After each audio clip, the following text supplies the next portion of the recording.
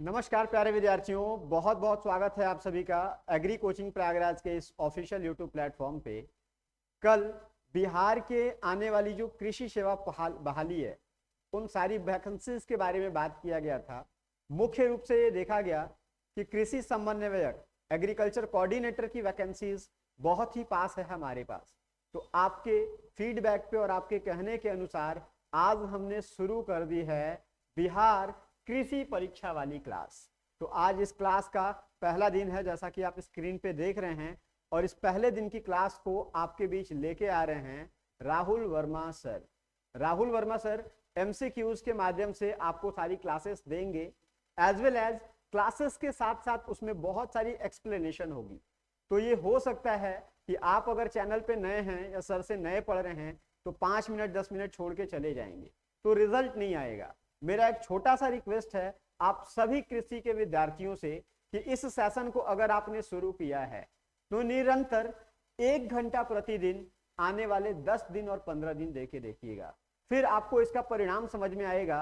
मैं गारंटी देता हूं आप कहोगे कि एग्रीकल्चर तो अब समझ में आने लगा, बट शर्त यह है कि निरंतर रूप से आप क्लासेस रेगुलर बेसिस पे लोगे। आज के लिए क्लासेस हमने रिकॉर्डेड डाली है, बट मैं देखना चाहता हूं कि आपके तरफ से कितनी सारी प्यार मोहब्बत और अवेयरनेस दिख रही है। अगर ये संख्या मुझे 50 से ज्यादा लाइव क्लास में दिख गई तो कल, यानी कल तो संडे है, कल के बाद मंडे से ये क्लासेस शाम को 7 बजे लाइव कर दी जाएगी, जहां आपके और शिक्षक के बीच बहुत सारी वार्तालाप भी होगी। सुविधाएं सारी हैं हमारे पास, संसाधन सारी हैं, बस आप अपना प्यार और अपना इंटरेस्ट बनाए रखिएगा। चलिए, तो ज्यादा समय अब ना लेते हुए आपके आज के इस क्लास को प्रारंभ करते हैं। अगला आवाज जो होगा वो राहुल वर्मा सर का होगा। धन्यवाद। बहुत बहुत धन्यवाद सर। तो बच्चों, आप लोग जो अभी ये क्लास चलेगी आपकी, ये स्पेशली जो ये क्लास चलेगी अपनी, ये स्पेशली कृषि समन्वयक का जो वैकेंसी आ रहा है बिहार में, उसके ओरिएंटेशन में चलेगा। लेकिन ऐसा नहीं है कि आपको सिर्फ वही फायदा देगा। जितने भी एग्जाम है जहाँ एग्रीकल्चर पूछा जाएगा आपका ये क्वेश्चन वहाँ पर बहुत हेल्प करेंगे ना। तो जैसे बिहार में और भी जो वैकेंसीज आने वाली हैं, जैसे एसडीएचओ हो गया, कोऑर्डिनेटर हो गया, प्रोटेक्शन वाली हो गई, सॉइल कंजर्वेशन वाली हो गई। उसके साथ साथ बिहार के अलावा जो हमारे उत्तर प्रदेश में यूपी एजीटीए का चल रहा है, ठीक है, एजीटीए की वैकेंसी आई है, उसके लिए भी ये बहुत हेल्प होंगे ना, हेल्प करेंगे क्वेश्चन। तो आप लोग बने रहिए और साथ दीजिए। और जो भी चीज़ें, देखो जब यहाँ क्वेश्चन कराया जाता है, जो चीज़ें आपको नहीं पता है उस चीज़ को आप नोट जरूर कर लिए करिए। आपका एक अपना अलग से नोट्स बना लीजिए, वहाँ पर जो क्वेश्चन आपको नहीं पता है उसको आप नोट कर लीजिए, वो आपको बहुत हेल्प करेंगे। ठीक है, तो ज़्यादा टाइम ना लेते हुए हम लोग पढ़ाई शुरू करते हैं। एपीजे अब्दुल कलाम का एक कोटेशन है कि शिक्षा वह शेरनी का दूध है जो जितना पिएगा उतना दहाड़ेगा। तो आप जो है, जो भी आपके अंदर जो भी टैलेंट है, उस टैलेंट का यूज करते हुए आप लोग बढ़िया परफॉर्म करिए। और क्वेश्चन वगैरह जो भी ना आए आप लोग देखते रहिए, नोट करते रहिए ना। तो हम लोग ज़्यादा टाइम ना लेते हुए शुरू करते हैं, ठीक है। शिक्षा को ग्रहण करते हैं धीरे धीरे ना, ठीक है। तो हम लोग क्वेश्चन पे ज़्यादा टाइम देंगे, ज़्यादा इधर उधर की बात नहीं करेंगे, ठीक है। पहला क्वेश्चन हम लोग का है, when the H plus and aluminium plus ion है ना, यानी कि हाइड्रोजन और एल्यूमिनियम आयन दिया है ना।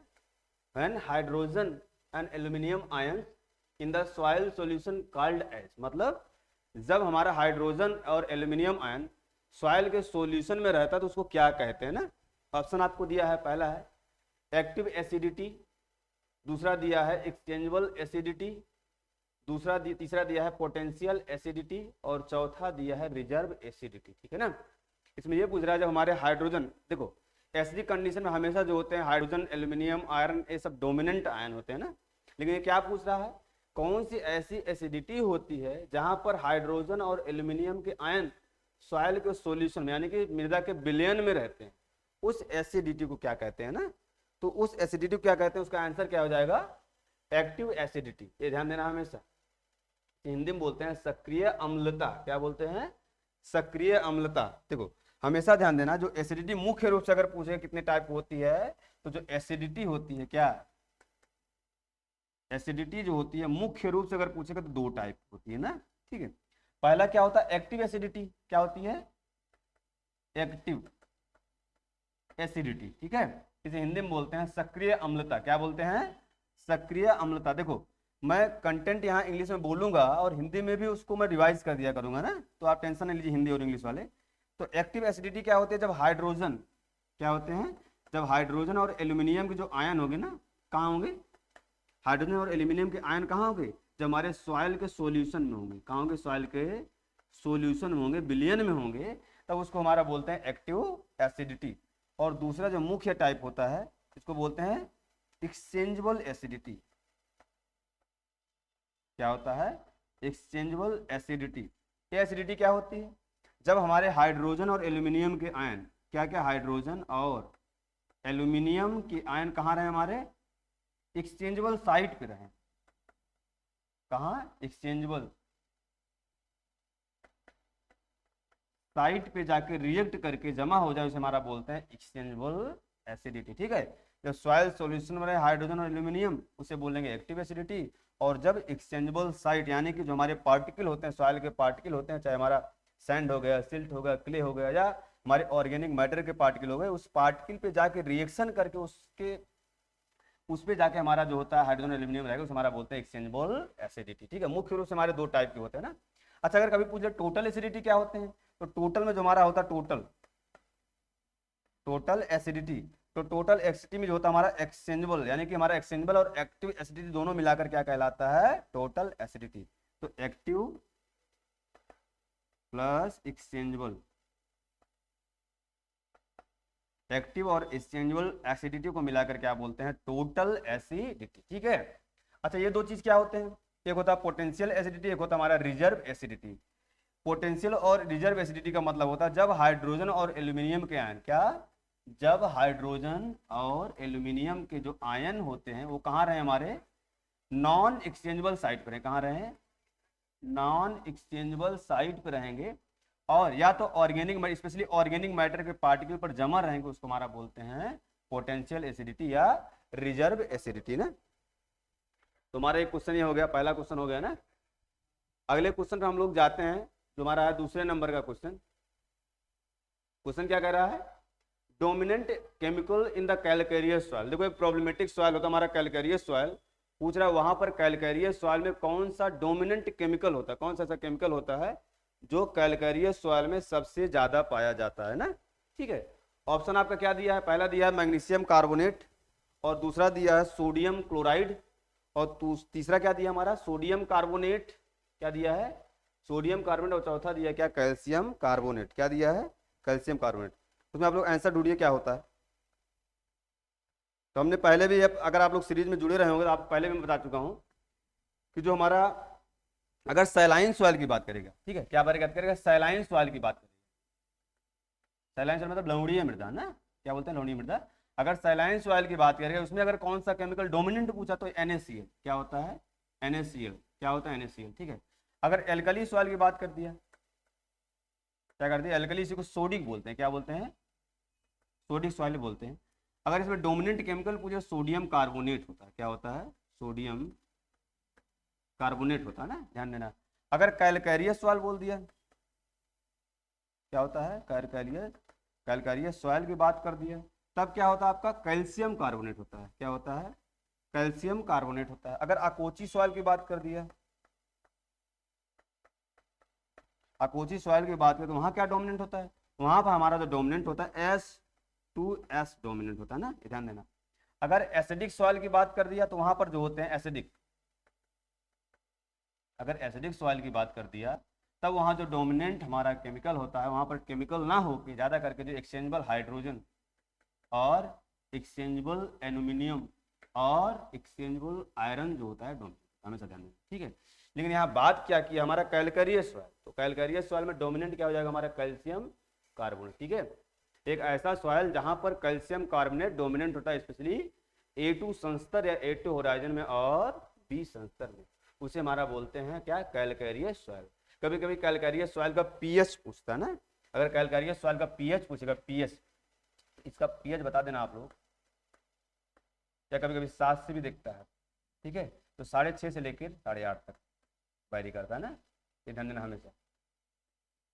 ये प्रॉब्लमेटिक सॉइल है, बिहार में एक ये भी प्रॉब्लमेटिक सॉइल है कैलकेरियस सॉइल। वहाँ प्रॉब्लम क्या है, वहाँ वाटर लॉग सॉइल है, सैलाइन सॉयल है, एल्कली सॉयल है ना, और एक समस्याग्रस्त मृदा और है, उसे बोलते हैं कैलकैरियस सॉयल, जिस सॉयल में कैल्शियम कार्बोनेट क्या होता है, डोमिनेंट होता है। ठीक है, अगले क्वेश्चन हम लोग चलेंगे। क्या पूछ रहा है, black cotton soil has dash dash of dominant clay mineral. क्या पूछ रहा है कि हमारा जो ब्लैक कॉटन सॉयल मतलब जो काली मृदा होती है उसमें कौन सा क्ले मिनरल जो होता है डोमिनेंट होता है ना। इसमें ऑप्शन क्या दिया है, पहला ऑप्शन दिया है ईलाइट, ठीक है, और दूसरा दिया है कैओलिनाइट, तीसरा दिया है मोंट मोरिलोनाइट, और चौथा दिया है क्लोराइट। ठीक है, अगर ब्लैक सॉइल की बात करेगा कि ब्लैक सॉइल में कौन सा जो होता है हमारा क्ले मिनरल डोमिनेंट होता है, तो यहाँ पर जो क्ले मिनरल होता है हमारा मोंट मोरिलोनाइट, क्या होता है, मोंट मोरिलोनाइट जो होता है डोमिनेंट होता है, ध्यान देना। ठीक है, अच्छा ब्लैक सॉइल का पूछता है, ब्लैक सॉइल, ठीक है, पूछता है ब्लैक सॉइल का ऑर्डर क्या है, क्या है, वर्टिसोल, क्या होता है, वर्टिसोल। ठीक है, इसको और क्या कहते हैं, इसे बोलते हैं रेगुर सॉइल। क्या बोलते हैं, रेगुर सॉइल। है, इसी को बोलते हैं हमारा ब्लैक कॉटन सॉइल, जो लिखा गया है क्या बोलते हैं, ब्लैक कॉटन सॉइल भी बोलते हैं। ठीक है, पूछता है क्या इसमें डोमिनेंट होता है, इसमें जो होता है पोटेशियम ज्यादा पाया जाता है, और इसमें लाइम भी जो होता है ज्यादा पाया जाता है, लाइम मतलब कैल्शियम। ठीक है, इसके अलावा अगर पूछेगा कौन सा क्ले मिनरल डोमिनेंट होता है, तब क्या बताओगे, मोंट मोरिलोनाइट, जो अभी क्वेश्चन में यहाँ पूछा गया है, क्या होता है, मोंट मोरिलोनाइट। और पूछेगा कौन कौन से क्रॉप का कल्टीवेशन हम लोग कर सकते हैं, इसमें कौन कौन से क्रॉप का कल्टीवेशन कर सकते हैं, उस सॉइल का कल्टीवेशन करेंगे, उस क्रॉप का कल्टीवेशन करेंगे जो हैवी सॉइल में ग्रो होती है। हैवी मतलब क्योंकि इसमें क्ले ज्यादा पाया था ना, इसमें क्या होता है, क्ले लगभग 60% तक क्ले पाया जाता है, लगभग 60% तक क्ले पाया जाता है।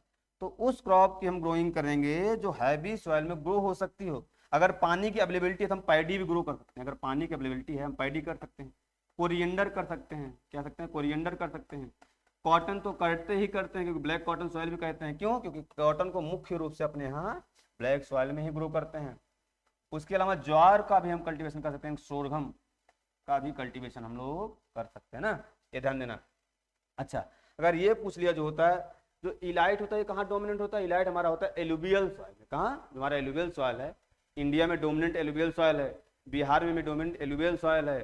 ठीक है, अगर यूपी की बात करेगा तो यूपी में भी डोमिनेंट अगर सॉइल की बात करेगा तो एलुवियल सॉइल ही है। ठीक है, तो एलुवियल सॉइल में इलाइट पाया जाता है। ठीक है, आगे बढ़ते हैं। क्या क्वेश्चन पूछ रहा है, nutrient use efficiency of nitrogenous fertiliser is, पूछ रहा है कि जो नाइट्रोजन युक्त हमारे उर्वरक होते हैं उनकी फर्टिलाइजर यूज इफिशिएंसी कितनी होती है ना।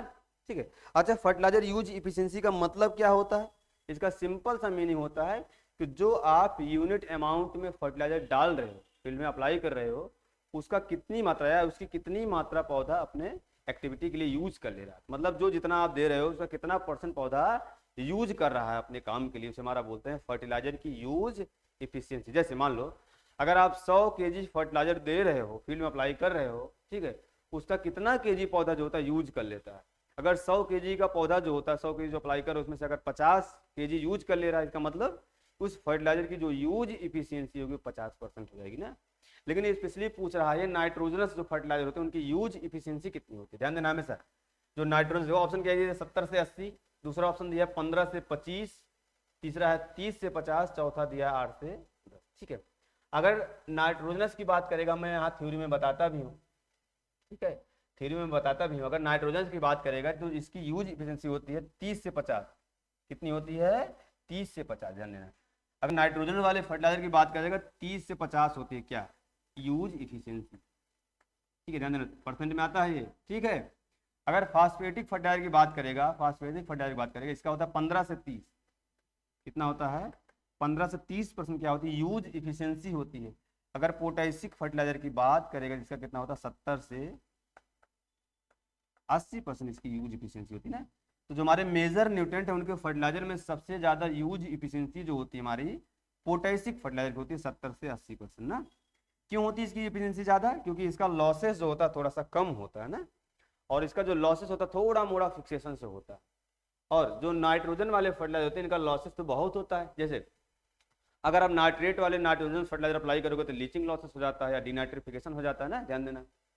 अगर आप अमोनिकल फर्टिलाइजर डालोगे तो उनका जो होता है हमारा क्या हो जाता है, या तो उनका फिक्सेशन हो जाता है या उनका क्या होता है और भी कुछ लॉसेस हो जाते हैं, जैसे वोलेटिलाइजेशन हो गया ना, वो भी लॉसेस हो जाते हैं। ठीक है, तो जो नाइट्रोजनस फर्टिलाइजर होते हैं उनका लॉसेस ज़्यादा हो जाता है, इसलिए उनकी यूज इफिशियंसी क्या होती है, कम होती है। फास्फेटिक फर्टिलाइजर के भी लॉसेस होने के चांस बहुत रहते हैं, फिक्स हो जाते हैं। क्या होते हैं, ये फिक्स्ड हो जाते हैं, इनका प्रेसिपिटेशन के रूप में जो होता है फिक्स्ड हो जाते हैं। अगर हमारा एसिडिक कंडीशन है वहां अगर हम फास्फेटिक फर्टिलाइजर डाल रहे हैं तो आयरन और एल्यूमिनियम के फास्फेट के रूप में बदल जाता है, जो अनअवेलेबल फॉर्म में होता है। अगर हम बेसिक कंडीशन में डाल रहे हैं, एल्कली सॉइल में डाल रहे हैं, तो वहां पर सोडियम कैल्शियम मैग्नीशियम डोमिनेंट होता है, और वहां पर फास्फोरस जो होता है कैल्शियम मैग्नीशियम सोडियम के फॉस्फेट बना लेता है, और वो भी क्या होता है, अनअवेलेबल फॉर्म में बदल जाता है। तो फास्फेटिक फर्टिलाइजर का होता है फिक्सेशन, लेकिन जो हमारा पोटेशिक फर्टिलाइजर होता है उसका फिक्सेशन होता है थोड़ा सा स्लो, इसलिए पोटेशिक फर्टिलाइजर की यूज इफिशियंसी सबसे ज्यादा होती है मेजर न्यूट्रिएंट में ना। आगे बढ़ते हैं हम लोग। अगला क्या है, पूछ रहा है reagent use in soil nitrogen estimation, मतलब जो सॉइल, हम सॉइल का सैंपल लिए और उस सैंपल से अगर हमको नाइट्रोजन का एस्टिमेशन करना है, ठीक है, उस नाइट्रोजन के एस्टिमेशन के लिए कौन सा केमिकल रीजेंट यूज करते हैं ना, ये पूछ रहा है। तो ऑप्शन आपको क्या दिया है, पहला ऑप्शन दिया है सोडियम बाइकार्बोनेट, ठीक है, दूसरा दिया है आपका हॉट वाटर, ठीक है, तीसरा दिया है कैल्शियम क्लोराइड, और चौथा दिया है पोटेशियम परमैंगनेट। ठीक है, ये कई बार क्वेश्चन पूछा जा चुका है, कई एग्जाम में पूछा जा चुका है कि नाइट्रोजन के एस्टिमेशन के लिए कौन सा हमारा जो होता है रीजेंट यूज होता है ना। तो इसका आंसर क्या हो जाएगा, जो हमारा पोटेशियम परमैंगनेट में होता है ना, ये हमारा यूज होता है जो हमारा नाइट्रोजन एस्टिमेशन करते हैं हमारा सॉइल से ना, ध्यान देना। अच्छा अभी तुम लोग सबका लिख लो, जैसे नाइट्रोजन का हम लोग बता ही दिए क्या होता है हमारा पोटेशियम परमैंगनेट, क्या होता है KMnO4 होता है ना, KMnO। ठीक है, फास्फोरस का पूछेगा क्या होता है हमारा सोडियम बाइकार्बोनेट, क्या होता है सोडियम बाइकार्बोनेट होता है ना, ये ध्यान देना। ठीक है, अगर हमारा पूछ लिया पोटेशियम का, इसका होता है अमोनियम एसीटेट, क्या होता है अमोनियम एसीटेट, क्या होता है अमोनियम एसीटेट। सेम हमारा होता है कैल्शियम का और मैग्नीशियम का, यही चीज अमोनियम एसीटेट, ध्यान देना। ठीक है, और अगर हमारा बात करेगा मेटल माइक्रोन्यूट्रिएंट का, स्पेशली जैसे हमारा हो गया आयरन मैग्नीज कॉपर जिंक, इसका जो एस्टिमेशन करते हैं हम लोग DTPA मेथड से करते हैं ना, DTPA रीजेंट यूज होता है, DTPA या EDTA, ठीक है, ये सब यूज होता है। ठीक है, ध्यान देना हमेशा। अगर सल्फर की बात करें इसके लिए हमारे होता है कैल्शियम क्लोराइड, क्या होता है कैल्शियम क्लोराइड यूज होता है। ठीक है, ये ध्यान देना। अगर बोरॉन की बात करेगा, बोरॉन की बात करेगा तो हॉट वाटर यूज होता है, हॉट वाटर क्या यूज होता है, हॉट वाटर यूज होता है एज ए रीजेंट, ध्यान देना। अगर मोलिब्डेनम की बात करेगा, मोलिब्डेनम, इसके लिए ऑक्जिलेट यूज होता है। ठीक है, क्या यूज होता है ऑक्जिलेट, अमोनियम का ऑक्जिलेट वगैरह यूज होता है ना। तो ये हमारे कुछ रीजेंट होते हैं जो अलग अलग न्यूट्रिएंट के एस्टिमेशन में यूज होते हैं ना। तो आप लोग जो होता है थोड़ा सा स्क्रीनशॉट और ले लिए करो अगर आपको जोड़ना पता हो ना। ठीक है, आगे बढ़े हम लोग। अगला क्वेश्चन है 6 नंबर का, पूछ रहा है dominant soil type in Bihar, पूछ रहा है कौन सी ऐसी मृदा है जो बिहार में सबसे ज्यादा क्षेत्रफल पे पाई जाती है। ठीक है, और आपके सामने ऑप्शन क्या है, पहला ऑप्शन है तराई सॉइल, ठीक है, यानी कि तराई मृदा, दूसरा दिया एलुवियल सॉइल यानी कि जलोढ़ मृदा, और तीसरा दिया है बलथर मृदा, वहां बलथर सॉइल पाई जाती है, एक लोकल नेम है ना सॉइल का, बलथर मृदा, और चौथा दिया है बाल सुंदरी मृदा। ठीक है, तो अगर आपके यहाँ, अगर हमने अभी पीछे क्वेश्चन बताया कि अगर पूछेगा चाहे इंडिया की बात करेगा तभी एलुवियल सॉइल डोमिनेंट है, बिहार की बात करेगा तब भी एलुवियल सॉइल डोमिनेंट है, अगर यूपी की बात करेगा तब भी एलुवियल सॉइल डोमिनेंट है। तो यहाँ आंसर क्या हो जाएगा, जो हमारी जलोढ़ मृदा होती है वो जो होती है सबसे ज्यादा डोमिनेंट है हमारे बिहार में, जानते रहें। ठीक है, अगर हम बिहार की बात करेंगे, थोड़ा सा अगर मैप पढ़ें, बहुत अच्छा मैप से नहीं बन पाता है, थोड़ा सा ऐसे पढ़ लेते हैं। ठीक है, बिहार का मान लो छोटा सा मैप है। ठीक है, यहाँ 5 या 6 टाइप की सॉइल पाई जाती है। जैसे ऊपर जो हमारा ये ऊपर वाला रीजन होता है, जैसे हमारा होता है नॉर्थ वेस्ट बोलते हैं ना, तो नॉर्थ वेस्ट पार्ट जो हमारा चंपारण वाला पार्ट होता है, यहाँ पर पाई जाती है स्वयं मृदा, इसे बोलते हैं स्वयं या पीडोमेंट सॉइल बोलते हैं, क्या पीडोमेंट सॉइल, इसी को हिंदी में बोलते हैं दलदली मृदा, क्या बोलते हैं दलदली मृदा। तो कहाँ, ये कहाँ पाई जाती है, चंपारण वाले रीजन में पाई जाती है पीडोमेंट सॉइल। ठीक है, ये जो ऊपर वाला पार्ट होता है नॉर्थन पार्ट, नॉर्थ ईस्ट वाला पार्ट, इसे बोलते हैं तराई वाला, यहाँ पाया जाता है तराई सॉइल, क्या होता है तराई सॉइल, क्या उनसे पाया जाता है तराई सॉइल, कहाँ पाया जाता है हमारे, ये हमारा पाया जाता है नॉर्थ बिहार से लेके ईस्ट, यानी नॉर्थ ईस्ट तक पाया जाता है। ठीक है, बीच से गंगा जी गई हैं, क्या गई हैं, बीच से गंगा जी गई हैं, और गंगा जी के इधर थोड़ा सा और गंगा जी के इधर थोड़ा, यहाँ पर कौन सी मृदाएं पाई जाती हैं? इधर पाई जाती है खादर, ठीक है, और गंगा जी के जो नॉर्थ पाई जाती है खादर पाई जाती है, और जो साउथ में पाई जाती है हमारी बांगर पाई जाती है। कौन सी होती है? बांगर। और ये खादर बांगर जो होती है हमारी एलुवियल सॉइल की टाइप की, क्या होती हैं? एलुवियल टाइप के सॉइल की टाइप होती हैं। जो खादर होते हैं, न्यू एलुवियल सॉइल जो होती है खादर बोलते हैं, और जो पुरानी एलुवियल सॉइल होती है हम बांगर बोलते हैं, ठीक है। तो खादर बांगर हमारा कहाँ पाया जाता है? हमारा गंगा के क्षेत्र में पाया जाता है, ठीक है। जो नीचे वाला पार्ट यहाँ पर हमारा पाया जाता है ताल मृदा, इसका नाम वहाँ का नाम बोल दिया गया ताल। कैसा सॉइल? ताल सॉइल, जहाँ पर पानी भरा रहता है, ठीक है। कैसा सॉइल होता है? ताल सॉइल पाया जाता है। इधर वाला जो एरिया होता है साउथ बिहार वाला पार्ट होता है, यहाँ पर क्या पाया जाता है हमारा? यहाँ पर एक स्पेशल नाम दिया गया बलथर सॉइल।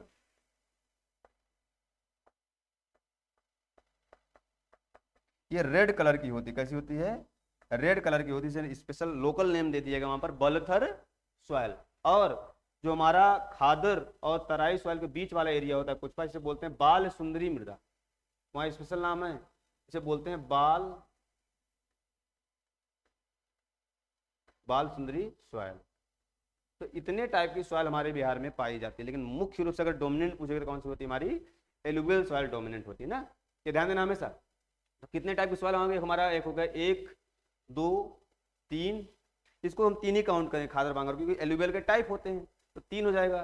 4 5 और 6 टाइप की, यानी कि 6 टाइप की सॉइल आपके यहाँ पाई जाती है, ठीक है।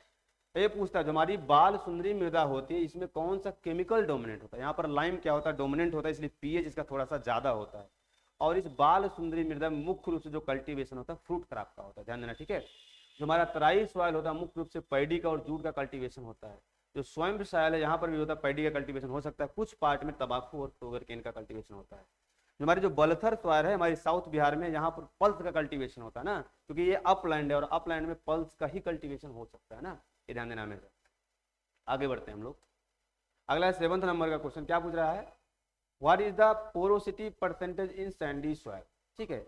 जो पोरोसिटी होती है सैंडी सॉइल में ना, रेतीली सॉइल में कितने % होती है ना, ये हमेशा ध्यान देना।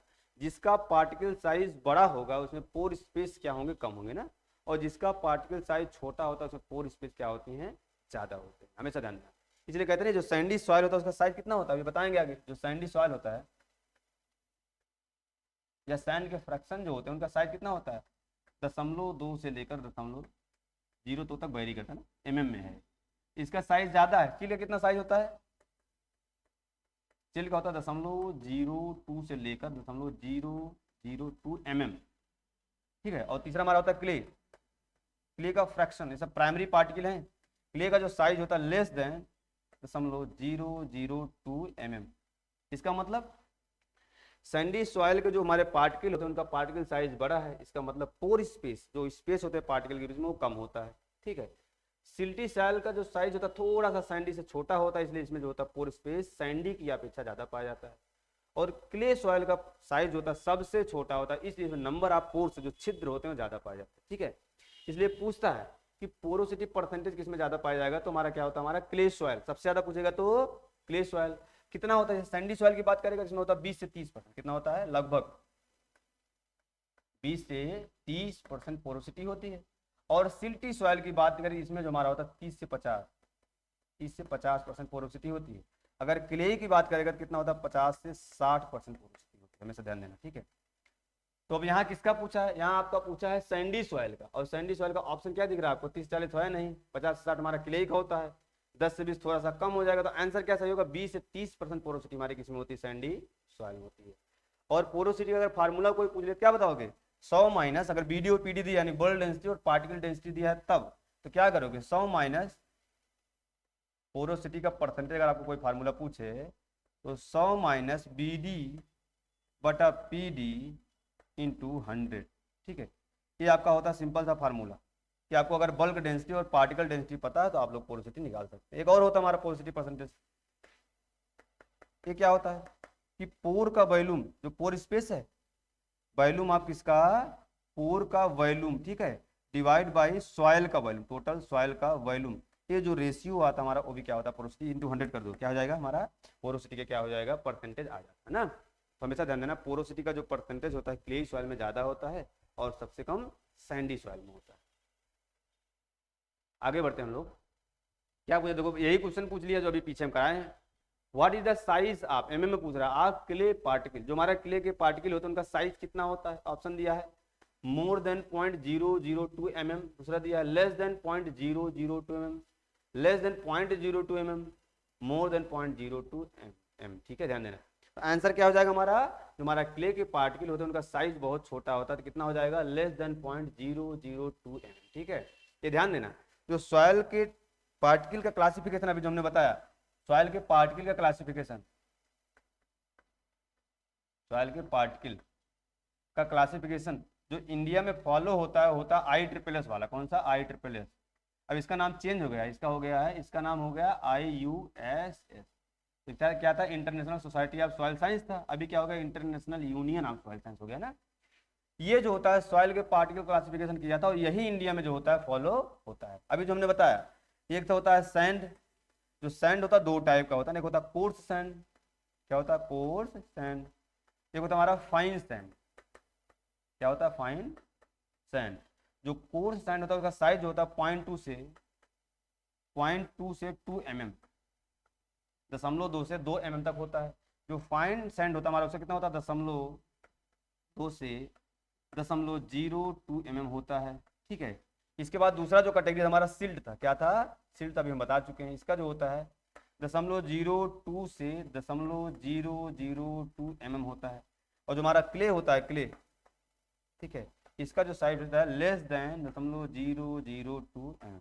ठीक है, यही जो होता है हमारा पार्टिकल का क्लासिफिकेशन जो होता है इंडिया में फॉलो होता है। कौन सा वाला, international society of soil science या international union of soil science का क्लासिफिकेशन। ठीक है, ध्यान देना। बाकी क्लासिफिकेशन और हैं, USDA वाला है, BSI वाला है, लेकिन सबसे ज्यादा जो एग्जाम में पूछे जाते हैं हमारा यही वाला है, ISS वाला ना, ISSS वाला। आगे बढ़ते हैं हम लोग। क्वेश्चन नंबर 9 है, which one of the following has the basic property of soil. मतलब क्या पूछ रहा है, निम्न में से कौन सा ऐसा है जो मृदा का मूल गुण है, क्या है, मूल गुण है या बेसिक प्रॉपर्टी है। ठीक है, ऑप्शन क्या दिया है, सॉइल स्ट्रक्चर, दूसरा दिया है सॉइल टेक्सचर, तीसरा है सॉइल डेंसिटी, और चौथा दिया है सॉइल पोरोसिटी।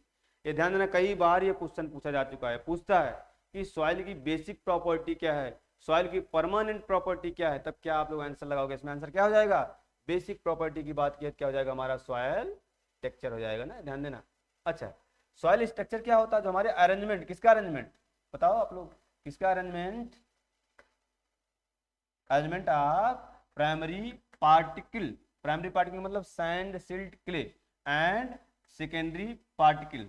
तो जो अरेंजमेंट होता है इसका प्राइमरी पार्टिकल का और सेकेंडरी पार्टिकल का, उस अरेंजमेंट को हमारा क्या बोलते हैं, सॉइल स्ट्रक्चर। और जो सॉइल स्ट्रक्चर होता है टेम्परेरी प्रॉपर्टी होती है, मतलब अगर आप टिलेज वगैरह करोगे तो ये चेंज हो सकता है ना। और सॉइल टेक्सचर क्या होता है, रिलेटिव परसेंटेज, ऐसे शॉर्ट में लिख लो, relative percentage proportionate of primary particle in soil. मतलब मृदा में प्राइमरी पार्टिकल के रिलेटिव प्रोपोर्शन को क्या कहते हैं, आपेक्षिक या सापेक्षिक अनुपात को ही क्या कहते हैं, हमारा सॉइल टेक्सचर कहते हैं।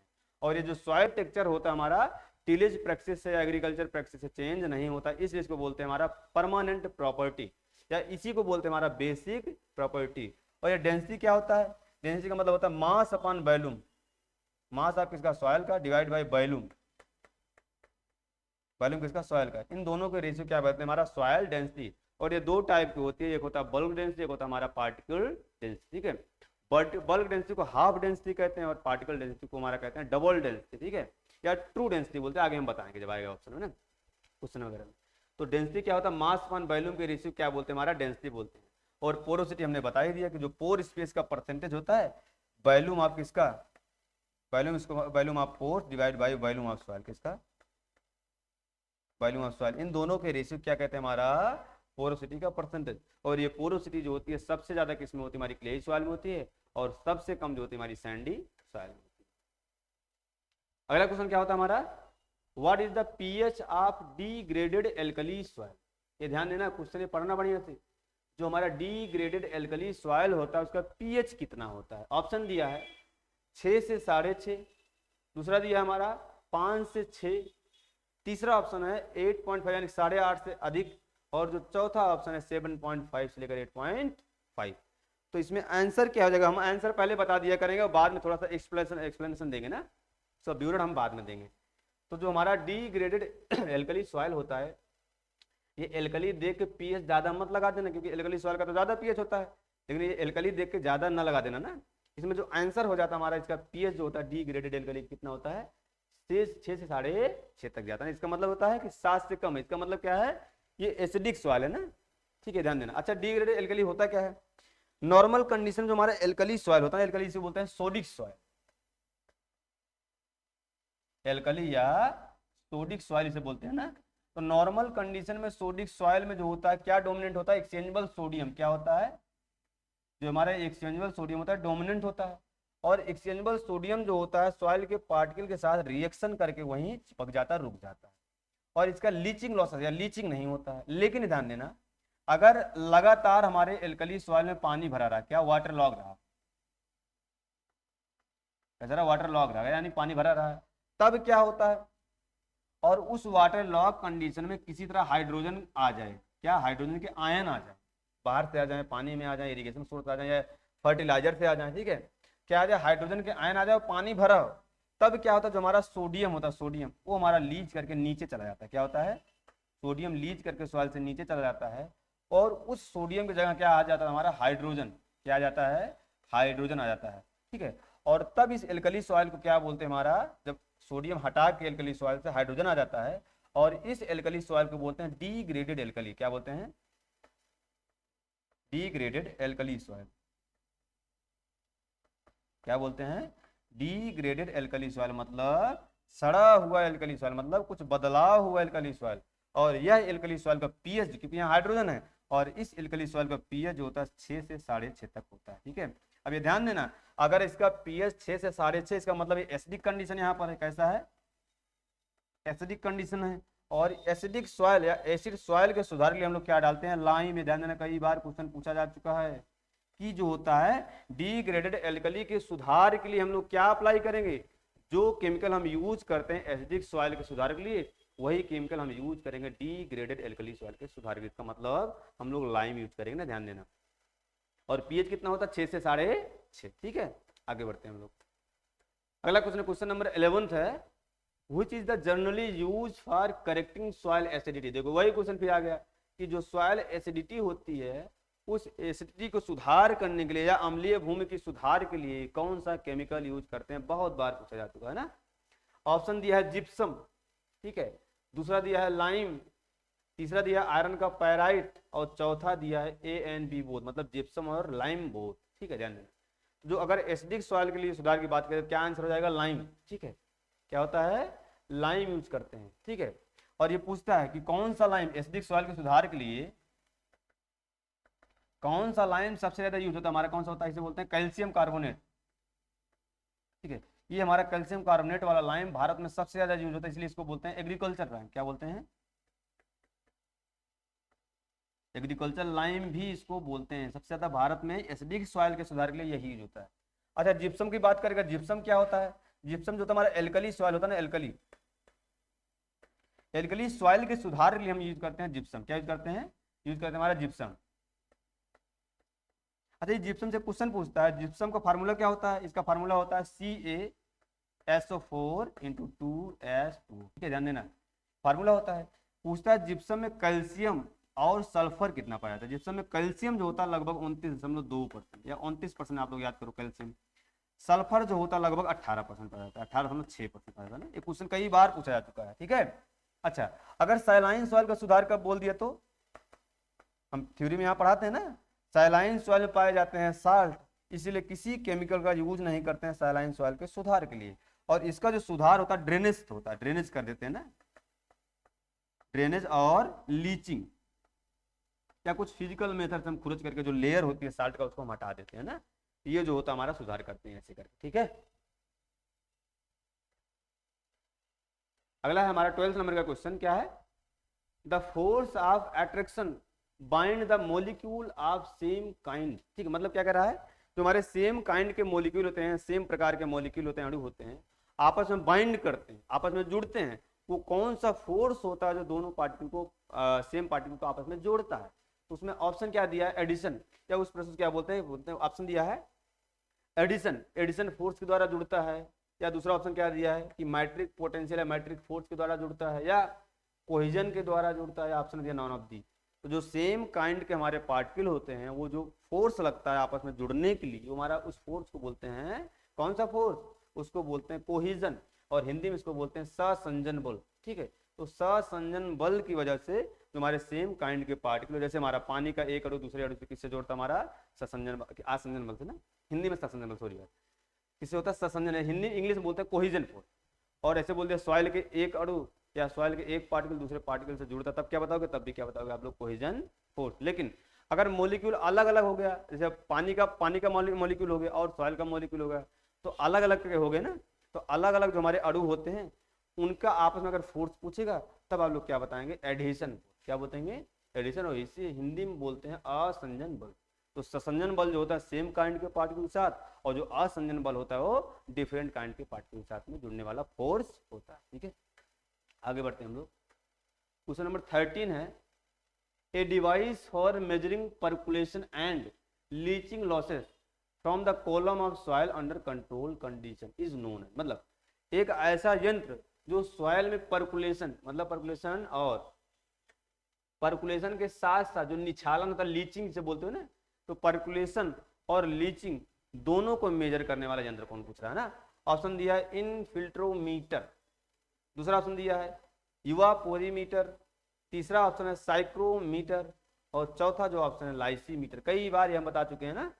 तो अगर लीचिंग और परकुलेशन दोनों की बात करेगा, या लीचिंग सिर्फ लीचिंग की बात कर दिया, तो कौन सा यूज होता है इंस्ट्रूमेंट, वो हमारा इंस्ट्रूमेंट है लाइसीमीटर, है ना। ये जो लाइसीमीटर होता है यूज होता है हमारा लीचिंग और परकुलेशन लॉसेस को मेजर करने के लिए, ध्यान देना, ठीक है ना। अच्छा, इनफिल्ट्रोमीटर क्या होता है, ये इनफिल्ट्रेशन को मेजर करता है, किसको, इनफिल्ट्रेशन को, इसको इनफिल्ट्रेशन को मेजर करता है। दो टाइप का होता है, एक डबल रिंग वाला, एक सिंगल रिंग वाला। जो डबल रिंग वाला होता है उसको ज्यादा डेप्थ में गाड़ने की जरूरत नहीं होती है, जो सिंगल रिंग वाला होता है उसको थोड़ा सा ज्यादा डेप्थ में गाड़। तो जो इनफिल्ट्रोमीटर होता है इनफिल्ट्रेशन को मेजर करता है। अच्छा, इवापोरीमीटर क्या करता है, जो इवापोरीमीटर होता है इवापोरेशन को मेजर करता है, किसका, इवापोरेशन को, इसे हिंदी में बोलते हो वाष्पीकरण को मेजर करता है। ठीक है, साइक्रोमीटर या हाइग्रोमीटर क्या करता है, रिलेटिव ह्यूमिडिटी को मेजर करता है, किसको, रिलेटिव ह्यूमिडिटी, वो भी परसेंटेज में मेजर करता है। ठीक है, हाइग्रोमीटर या साइक्रोमीटर नाम दे, दोनों सेम ही है। और जो लाइसीमीटर होता है हमारा, ये क्या करता है, ईटी को भी मेजर कर सकता है, लीचिंग को मेजर कर सकता है, इसके साथ साथ परकुलेशन को भी मेजर कर सकता है ना, इसको परकुलेशन को भी मेजर कर सकता है ना, ध्यान देना हमेशा आप लोग। आगे बढ़ते हैं हम लोग। 14 नंबर का क्वेश्चन क्या कह रहा है, the seed rate of hybrid मेज, जो संकर मक्का होती है उसका बीज दर कितना लगता है 1 हेक्टेयर के लिए ना। ये क्वेश्चन बहुत बार पूछा जा चुका है, बहुत कॉमन क्वेश्चन है ना एग्जाम्स में। तो उसमें ऑप्शन क्या दिया है, जो हमारा संकर मक्का, उसमें ऑप्शन क्या दिया है, 20 से 25 केजी पर हेक्टेयर, दूसरा दिया है 18 से 20 केजी, और तीसरा है 30 से 35 केजी, चौथा दिया है 10 से 15 केजी। ठीक है, इसमें सीड रेट अलग अलग सबका होता है। जो हमारा संकर मक्का होता है उसका जो लगता है 20 से 25 केजी पर हेक्टेयर। ठीक है, लिखते जाओ आप लोग। जो हमारा हाइब्रिड मेज होता है, हाइब्रिड अभी जो बोल रहे हैं ना, जो हमारा हाइब्रिड मेज होता है उसका लगता है 20 से 25 केजी पर हेक्टेयर, कितना, 20 से 25 केजी। जो हमारा कंपोजिट मेज होता है, कंपोजिट संकुल मक्का इसे बोलते हो ना, हमारा कंपोजिट होता है उसका लगता है हमारा 18 से 20, कितना लगता है, 18 से 20 केजी लगता है। एक बेबी कॉर्न होता है, क्या होता है, बेबी कॉर्न, इसका लगता है लगभग 25 केजी, कितना लगता है, 25 केजी। एक होता है पॉप कॉर्न, क्या होता है, पॉप कॉर्न, इसका लगता है लगभग 12 केजी, कितना, लगभग 12 केजी। एक होता है हमारा स्वीट कॉर्न, क्या होता है, स्वीट कॉर्न, इसका लगभग लगभग 8 से 9 केजी। अगर पाउडर की बात करिए कि पाउडर के लिए कितना लगता है, पाउडर के लिए, पाउडर मेज के लिए तो कितना लगभग 45 से 50 केजी सीड रेट लगता है। तो ये सीड रेट का सिनेरियो हमारा किसमें हो गया, हमारे मेज में, ये अलग अलग होता है ना, ये ध्यान देना। तो संकर मक्का में 20 से 25 केजी आपका लगता है। आगे देखते हैं हम लोग, the most serious pest of Bengal gram. तो पहले बंगाल ग्राम ही जानो आप लोग क्या होता है ना, सबका दूसरा नाम याद रखना है, क्वेश्चन पूछता है बंगाल ग्राम किसको बोलते हैं, हमारा ग्राम को यानी कि चना को, चना को बंगाल ग्राम कहते हैं, ठीक है। तुर किसको बोलते हैं यार, पिजन पी किसको बोलते हैं, हमारे अरहर को बोलते हैं। तो पूछ रहा जो बंगाल ग्राम यानी कि चना होता है, उसका जो होता है सबसे भयंकर कीट या गंभीर कीट कौन सा है। आपके सामने ऑप्शन दिया है पॉड बोरर, हिंदी में बोलते हैं पली छेदक या फली बेदक बोलते हैं ना। दूसरा दिया है कट वॉर्म, इसे बोलते हैं कट वॉर्म, हिंदी इंग्लिश वही बोलते हैं, वही हिंदी में बोलते हैं। तीसरा दिया एफिड और चौथा दिया नॉन ऑफ दीज। तो जो सबसे इंपॉर्टेंट इंसेक्ट होता है, जो सबसे ज्यादा लॉसेस करता है हमारे चना में, तो हमारा इंपॉर्टेंट इंसेक्ट क्या हो जाएगा, पॉड बोरर। ये कई बार पूछा गया है ना, पॉड बोरर से बचने के लिए पूछता है कब सोइंग करनी चाहिए, तो अर्ली सोइंग करनी चाहिए। पॉड बोरर से बचने के लिए अर्ली सोइंग करो या रेसिस्टेंट वैरायटी ग्रो करो ना, ये ध्यान देना हमेशा।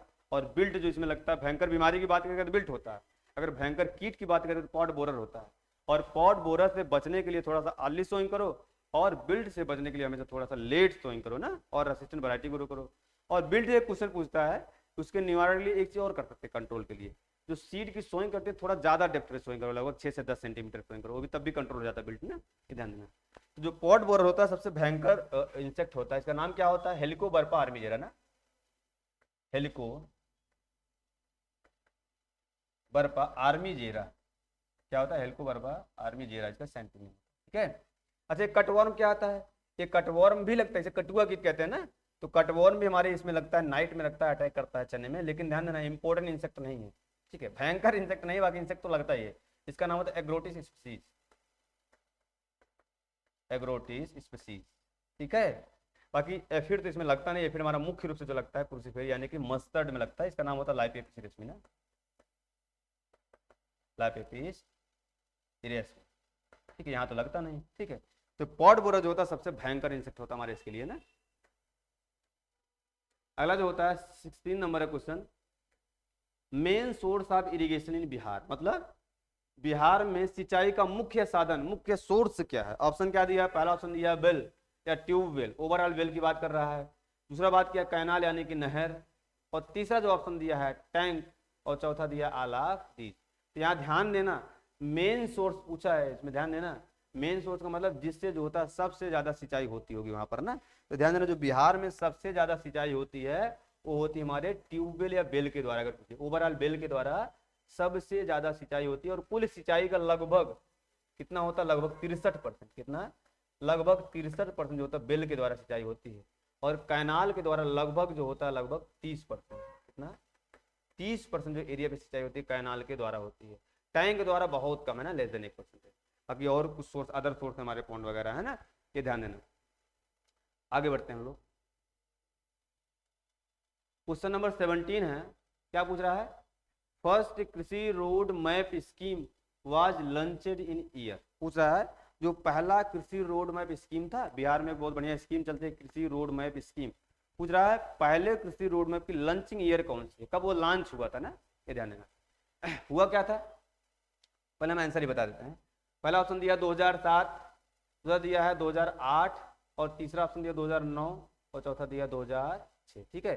तो जो पहला हुआ था 2008 से लेकर 2012 तक, ध्यान देना कब था, 2008 से लेकर 2012 तक था, दीजिए। तो जो पहला कृषि रोड मैप इसको हुआ था 2008 से लेकर 2012 में स्टार्ट हुआ था।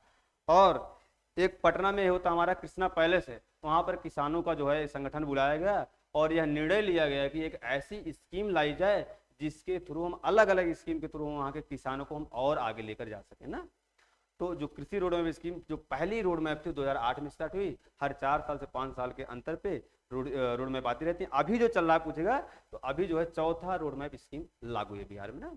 ये क्यों लाया गया, जो किसान उनकी आर्थिक स्थिति जो है थोड़ा सा सुधर सके, बिहार के किसानों की आर्थिक स्थिति सुधर सके, इसलिए कृषि रोड मैप स्कीम ला के वहां पर जो है डेवलप किया गया ना, ध्यान देना, ठीक है। और पूछता है जितने भी रोड मैप स्कीम है उनका इनोग्रेशन कौन करता है, लॉन्च कौन करता है, जो भी हमारे यहाँ के हमारे राष्ट्रपति होंगे, प्रेसिडेंट ना, वो जो है स्टार्ट करते हैं। जब पूछेगा चौथा जो रोड मैप चल रहा है, इस चौथे रोड मैप का शुभारंभ कौन किया था, तो अभी कौन हमारे राष्ट्रपति हैं, तो श्रीमती द्रौपदी मुर्मू जी है ना, उन्होंने इनोग्रेशन किया था। पूछता है क्वेश्चन, ठीक है। तो कृषि रोड मैप स्कीम क्या है, किसानों के समन्वित विकास के लिए, समन्वित डेवलपमेंट के लिए, इंटीग्रेटेड डेवलपमेंट के लिए एक ऐसी स्कीम लाई गई जो बिहार में बहुत कारगर हुई और 2008 से शुरू हुई और अभी चौथा स्कीम चल रहा है जिसके थ्रू हम जो है किसानों को और आगे लेकर जा रहे हैं बिहार में। ठीक है, अगला क्वेश्चन क्या है, कृषि, अच्छा ये वही क्वेश्चन है, अगला बढ़ते हैं हम लोग, 18 नंबर का है, the most important potential contaminant of food produced on sewage sludge amended soil. मतलब क्या पूछ रहा है, ये एक सीवेज स्लज वाला होता है, मेन्यू टाइप का होता है, अगर उसका यूज हम ज़्यादा करते हैं फील्ड में तो हमारा जो फूड मटेरियल यानी हमारा जो प्रोड्यूस होता है उस प्रोड्यूस में किसके कंटामिनेशन के ज़्यादा चांसेस रहते हैं, कौन सा ऐसा मेटल होता है जिसके कंटामिनेशन के चांसेस ज़्यादा रहते हैं ना, तो सीवेज स्लज का अगर हम यूज करते हैं। ऑप्शन क्या दिया है, क्रोमियम, दूसरा दिया है लेड, चौथा दिया है जिंक और लास्ट में दिया है कैडमियम। ठीक है, सब हैवी मेटल है, ध्यान देना।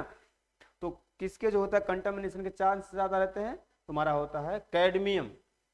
अगर आप जो होता है ज़्यादा यूज करेंगे जो है सीवेज और स्लज मैन्यूर का, तो जो होता है कैडमियम, जो होता है कैडमियम के कंटामिनेशन का चांस ज़्यादा रहता है। ठीक है, और कैडमियम से होता है क्या, इटाइटाई डिजीज, कैडमियम से होता है इटाइटाई डिजीज और पारा से होता है मिनी माता रोग। ये क्वेश्चन पूछता है। अगला है 19 नंबर का क्वेश्चन, क्या पूछ रहा है, if a plant show intensive interveinal chlorosis on the older leaves and let this reaches the younger leaves the symptom due to lack of. क्या पूछ रहा है, सिंपल सा मीनिंग पूछ रहा है कि इंटरवेनल क्लोरोसिस हो रहा है, इसका मतलब क्या हो रहा है, अंतर सिरा हरिमहीनता, हिंदी में बता दे रहे हैं, अंतर सिरा हरिमहीनता हो रहा है और कहाँ हो रहा है, ओल्डर यानी पुरानी पत्तियों पे हो रहा है। और क्या बोल रहा है, जब ज्यादा डिफिशियंसी हो जाता है तो और पत्तियों पे भी ये फैल जाता है ना।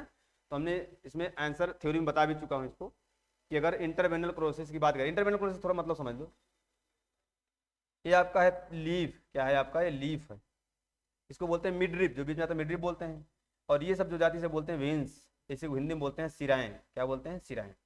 तो इंटरवेनल क्लोरोसिस का मतलब क्या होता है, लिख लो यहीं, इंटर वेनल क्लोरोसिस, इसका सिंपल सा मीनिंग क्या होता है, सिंपल सा मीनिंग क्या होता है, जो हमारी बीन्स होती है, हमारा बोलते हैं सिराएं, जो हमारी सिरा होती हैं, ये सिरा कैसी रहे, ग्रीन रहे, कैसी रहे, ये जो सिराएं हैं, ये सिराएं जो होती हैं ग्रीन रहे, हरी रहे, कैसी रहे, हरी रहे।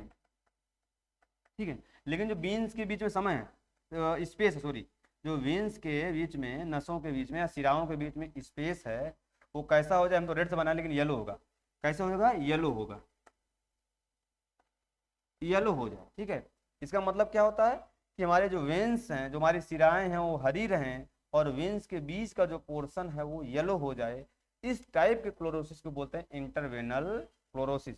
अब ध्यान देना, और ये जो क्लोरोसिस सिम्टम आता है, अगर नई पत्ती पूछेगा, न्यू लीफ पे, अगर न्यू लीफ पे पूछेगा किसकी कमी से इंटरवेनल क्लोरोसिस होता है, तो आप क्या बताओगे हमेशा, स्पेशली आयरन, कुछ हद तक मैग्नीज। ठीक है, अगर यही ओल्ड लीफ पे पूछ लिया कि ओल्ड लीफ पे इंटरवेनल क्लोरोसिस आ रहा है और किसकी कमी से आ रहा है, तब क्या बताओगे, ये मैग्नीशियम।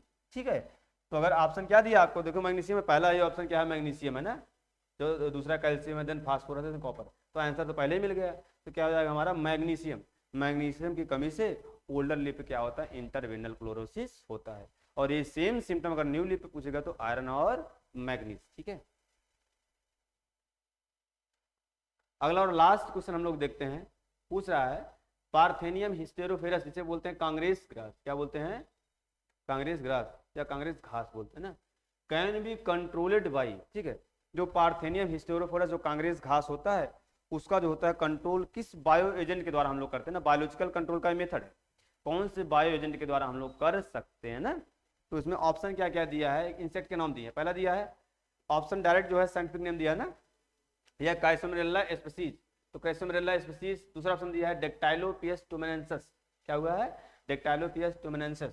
और तीसरा ऑप्शन दिया जाइगोग्रामा बायोक्लोराटा, और चौथा जो ऑप्शन दिया है नियोचेटिना स्पीसीज।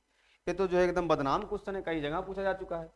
ये जो इसका आंसर हो जाएगा पार्थेनियम, जिसे कांग्रेस ग्रास कहते हैं, उसके कंट्रोल लिए जो बायो एजेंट होता है जाइगोग्रामा बायोक्लोराटा। ठीक है, अच्छा जाइगोग्रामा बायोक्लोराटा अगर इंसेक्ट ना हो, एक और होता है इपीब्लेमा जिसे बोलते हैं, इपीब्लेमा स्पीसीज, ये भी जो होता है जाइगोग्रामा बायोक्लोराटा को खाकर खत्म करता है, जो कांग्रेस घात होता है ना, ध्यान देना। अच्छा ये पूछता है नियोचेटना जो हमारा स्पीसीज होता है इंसेक्ट का, वो किस बीट को खत्म करता है ना, तो आप लोग इकोनिया क्रेस्पी का नाम सुने हो? अरे जलकुंभी बोलते हैं सर गाँव में, तो इकोनिया क्रेस्पी, इकोनिया क्रेस्पी के कंट्रोल के क्या यूज करते हैं हम लोग, इसे बोलते हैं नियोचेटना ब्रोची। और ये वाला पूछता है जो हमारा डेक्टाइलोपियस टुमेनेंसिस होता है, ये जो कंट्रोल होता है कैक्टस के कंट्रोल के होता है, जो नागफनी होता है ना कैक्टस, उसके कंट्रोल के लिए यूज करते हैं हम डेक्टाइलोपियस टुमेनेंसिस। ठीक है, तो आज का सेशन यही हमारा होता है खत्म, और आप लोग सेशन से जो है जुड़े रहिए और जो है लाभ लेते रहिए। क्वेश्चन हमने बार बार यही बताया, अगर जो क्वेश्चन आपको नहीं पता है उसको आप नोट करते जाइए, और जो भी डाउट है आप कमेंट सेक्शन में आप लोग डाल दीजिए। ठीक है, और कुछ पूछना हो तो आप कमेंट सेक्शन में आइए। और जिसको ऑफलाइन बैच जो भी ज्वाइन करना हो, फिलहाल तो अभी कोऑर्डिनेटर का बैच नहीं स्टार्ट हुआ, जब स्टार्ट होगा तो आपको बता दिया जाएगा ना। अभी बाकी और बैच जैसे एफओ की बैच चल रही है, यूपी के कुछ हमारे कोर्स चल रहे हैं, जैसे एजीटीए की चल रही है। ठीक है, तो जो भी इनरोल करना चाहे तो आके इनरोल कर सकता है। बाकी आगे आने वाले भविष्य में अगर हमारी कोर्स कोई आती है कोऑर्डिनेटर की, तो हम लोग जो है इस पर आगाह कर देंगे आप लोग को। बाकी आप लोग देखते रहिए और पढ़ते रहिए। धन्यवाद।